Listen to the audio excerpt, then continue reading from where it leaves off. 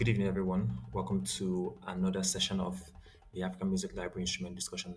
This is where we talk about variety of African instruments and also lean on those that double down as genres. I'm your host again, Kosiso Nwachukwu, and today we'll be talking about djembe. I know a lot of us must have heard about the djembe instrument and have an idea of what the djembe looks like and what it sounds like. But a few of us know the history or just a little bit of significance and purpose of these instruments among the ethnic groups where they are found. So that's what we are going to be talking about today. The djembe is a goblet-shaped skin-covered drum, known by different pronunciations and different spellings across the continent and West Africa actually. And then you go to the likes of Guinea and Sierra Leone, and you hear the sambani, which is a term found among the Soso people found in Guinea and Sierra Leone. So that's one of the standout names I've seen the djembe has been called. But yeah, it's a goblet-shaped skin-covered drum and part of the membranophone family. And in Bambara, the name is said to have been gotten from a phrase "ankaje ankabe," which loosely translates to "everybody gather together in peace." But then there's a totally different school of thought that suggests that the name of this instrument was gotten from probably the name of the first tree that was used to make the instrument, which is the jet tree. And then you have the skin head, which is usually made of the goat skin, which in Bambara is called the bear. So these are different school of thoughts about the etymology of this instrument. But before we get into other details surrounding this beautiful, popular instrument, let me introduce to you some of the voices you'll be hearing during the course of our conversation. So first we have Emmanuel Ogala, who is the president of Just Play and the African Music Library. And we have Onasanya, who is the director of programs for the African Music Library. Please say hello to our listeners. Hello, everyone. I'm happy to be here today to learn about the djembe and share what I've learned over the past week about the djembe. Hi, everyone. Glad to be here again today. I'm looking forward to the conversation that's going to be taking place today. Thank you.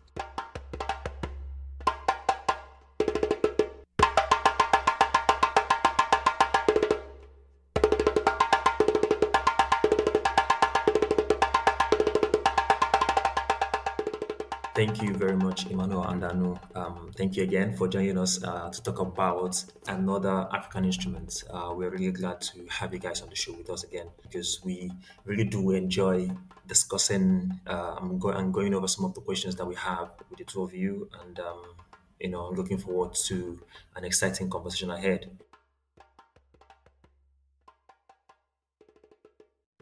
So I think we should just get right into it.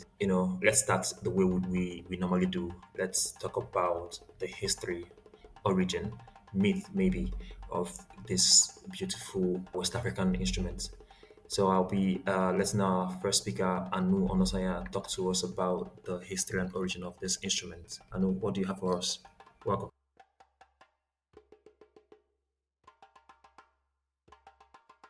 Hi, Kosi. Hi, Emmanuel. And hello to our listeners out there. Okay. Kosi, you've already broken the ice, so I'm not sure I have so much that will be adding to it. But let me just quickly. Today is like a time that I really wish that it was a video conversation because there's an intricacy, I must say, that in the origin of the djembe, and I'll quickly get to that. So, as you initially mentioned also at the beginning, the introduction, that the djembe actually originated from the Mande people, and then you talked about the Barbara in terms of the day Barbara, which originated from the Barbara people. And then there's another mix to it, you hear about the Lumu. So who really owns the djembe? And from further research, I actually found that when you come to Southwest Nigeria, and then you are they'll say predominantly they say they are Yoruba people in southwest Nigeria, but there are sub ethnic groups in southwest Nigeria. They are all under the umbrella of the Yorubas. But you go to you are in Lagos, you say that the Ekpe, Egu people, and they speak a kind of Yoruba that is a bit different from the Franco-lingua of the regular Yoruba that you hear people speak. If you go to Oyo State, you go to some, or let me even say Ondo, they speak Ikale. It's a bit of a twist. You go to Djembe, a bit of a twist. So you're now wondering, okay, the Djembe actually originated from the Mande people. It has a Barbara name. And then it belongs, its origin is actually traced to the Numu. So who really owns this thing? So just in your mind, you just draw 3 circles, concentric circles, just like the Yoruba example I just gave. You draw a concentric circle. The first circle, the biggest one, is the Mande people. And then you now have a sub-ethnic group, the Bambara.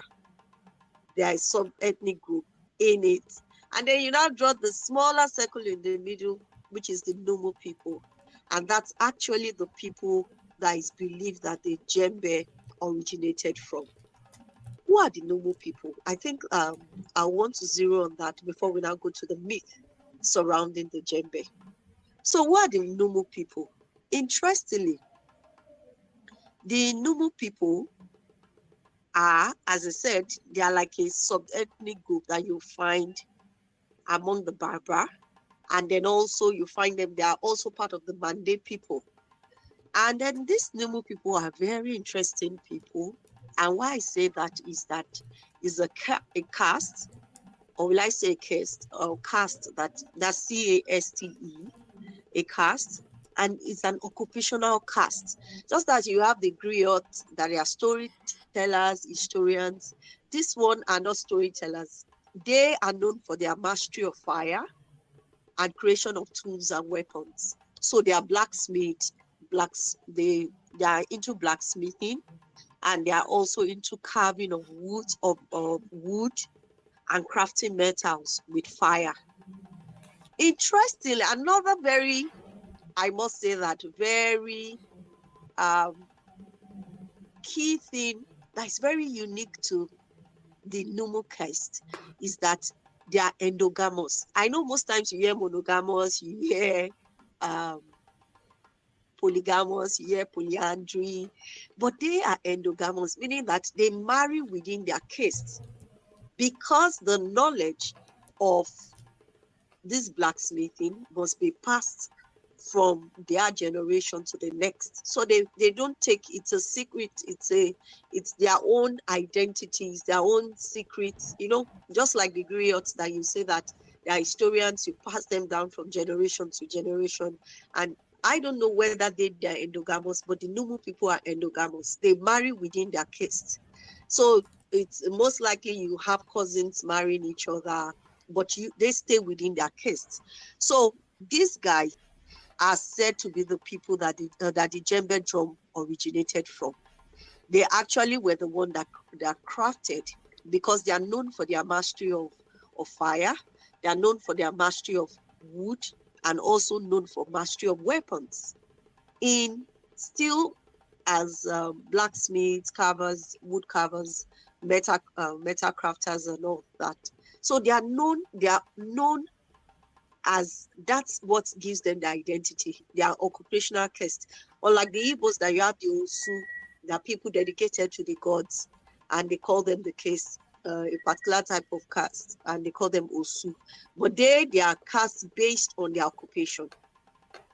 So they are known for the people that actually designed or crafted this Djembe during the peak of the Malian Empire, because the Mali Empire, I correct myself, because Mali Empire actually extends beyond Mali. Though Mali was the seat of power, it actually extends to Senegal, Mauritania, even the Songhai Empire in Niger then. So as they are said that they are the one that actually, they are the originator of the Djembe.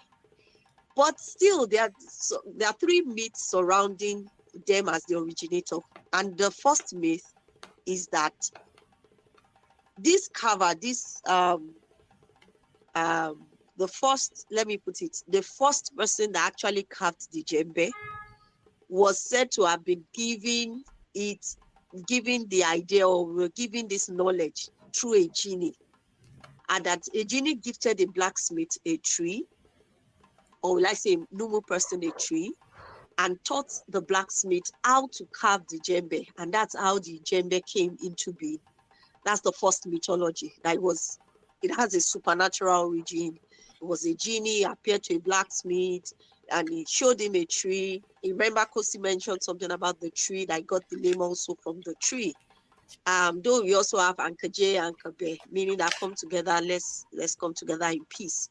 So that's one thing. But it was said that was a genie that actually showed them the tree, taught the blacksmith how to carve, and that's how the djembe was birthed.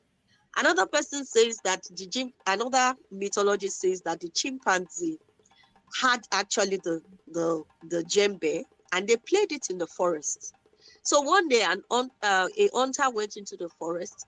He saw the chimpanzees playing this drum, and what he did was that he trapped them and took the drummer of the chimpanzee, and then also the drum, and took them home and make sure he taught him how to play the drum, and took the drum as his own belonging. And then from there, it began to pass from generation to generation. Then another interesting school of thought from people that are from Ondo State, there's some places that they like pounded yam. So they say another school of mythology says that the djembe actually originated from a mortar. You know, mortar and pestle that you used to pound. Some used to pound yam, some used to pound grain before they sieve. So another school of another myth says that it evolved from a large wooden mortar that was used for pounding grain. That this mortar was used for so long that it kept on going deeper, deeper, deeper, and then the bottom fell out.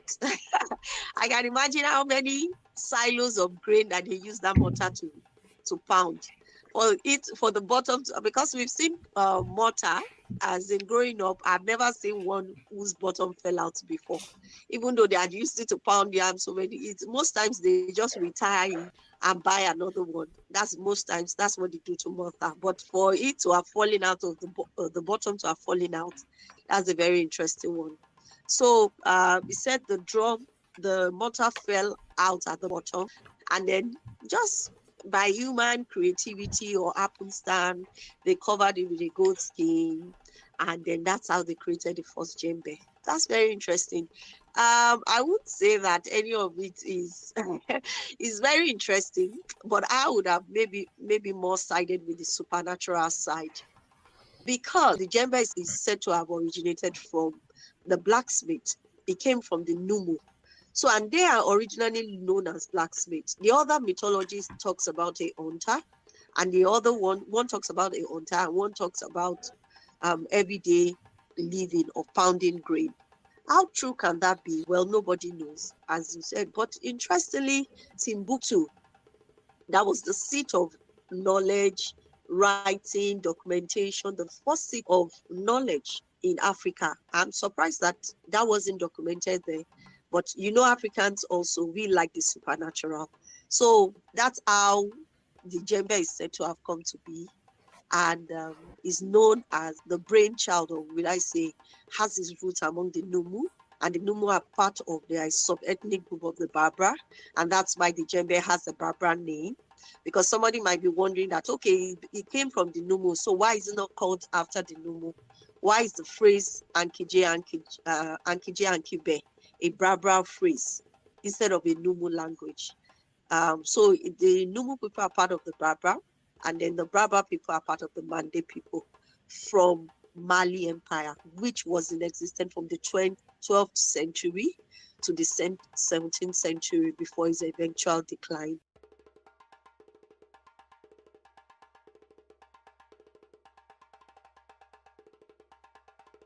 Thank you very much, Anu. That was really, really insightful. I must say I'm always looking forward to hearing you talk about the history and origin and a little bit of myth of different African instruments. So thank you again. Concerning your myth, I think I will also side with the first one, the one about the genie giving this particular wood to a blacksmith from the Numu caste, because that a lot of documents I came across suggested that the wood used in making the djembe, the lenke wood, which is also gotten from the jet tree, has some sort of spiritual connection to it. I believe the Bambara believe that every living thing, whether man or plant, has some kind of spiritual connection. But particularly for them, it's that particular jet tree. That's why they use the djembe for some spiritual occasions in the community. So yeah, I think I'm going to side with the first myth that you mentioned. But thank you again for giving us a little intro into the history and origin of this amazing instrument.